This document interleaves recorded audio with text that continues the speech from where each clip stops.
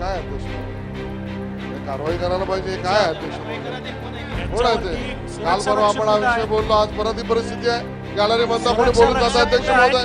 ही काय परिस्थिती आहे अध्यक्ष महोदय? माझी अटक व्हायची तयारी आहे या सगळ्या प्रश्नामध्ये. काही चिंता करू नका तुम्ही.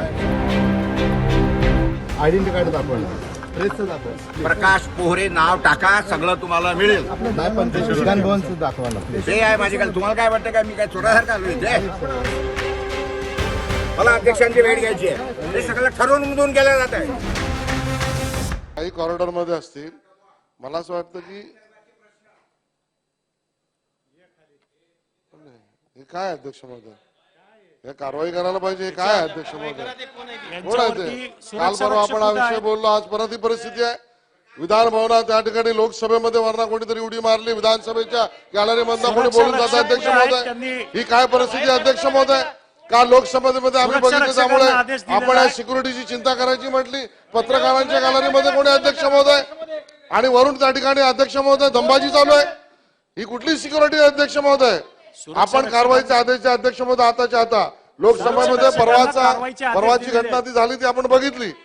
त्या आरोपींची चौकशी चालू आहे.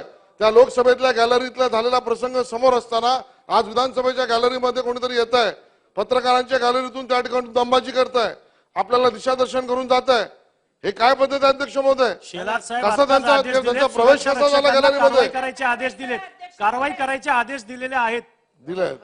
त्यामुळे अध्यक्ष महोदय त्यांच्यावर तातडीने कारवाई झाली पाहिजे. विषय जो हाऊसचा वेळ वाया गमावला जातो. गेले 3 दिवस झाले नुसतं हे आरक्षण आणि हे चाललंय. विदर्भाचं अधिवेशन, विदर्भाचे प्रश्न घ्यायचे, तर त्याच्याऐवजी हे सगळा कालापैल चालू आहे. आणि म्हणायला 14 दिवसाचं अधिवेशन आणि होतंय किती 5-6 दिवस. आणि हे सगळं तमाशा आधी ठरवून वेळ गमावला जातो. त्याला काय अर्थ नाही आहे त्या सगळ्या गोष्टीला. या सगळ्या संदर्भामध्ये निषेध व्यक्त केला पाहिजे. खरं म्हटलं म्हणजे नुसते तमाशे चालले. लोकांचा अधिवेशनाचा वेळ गमवायचा, लोकांचा पैसा गमवायचा, त्या सगळ्या ह्याच्यामध्ये महत्वाचे विषय आहेत. म्हणायला 7 तारखेपासून तर 20 तारखेपर्यंतचं अधिवेशन आहे म्हणायला. असं आहे, 7 तारखेला अधिवेशन चालू केलं. 7 आणि 8 आपल्याला माहिती आहे वाया गमावले. नंतर शनिवार रविवार आला आणि त्याच्यानंतर हे सोमवारपासून अधिवेशन चालू आहे. 4 दिवस झाले. अर्धे लोक गायब आहेत. आणि त्याच्यानंतर गेल्या 3 दिवसापासून काय चाललंय? नुसतं आरक्षण आरक्षण. विदर्भातले प्रश्न संपले आहेत का या सगळ्या संदर्भामधले?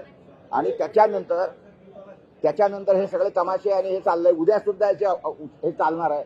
आणि अर्धे लोक तर विमानाने निघून गेलेले आहेत. आणि विदर्भातल्या आमदारांना लाज आणि शरम नाही आहे.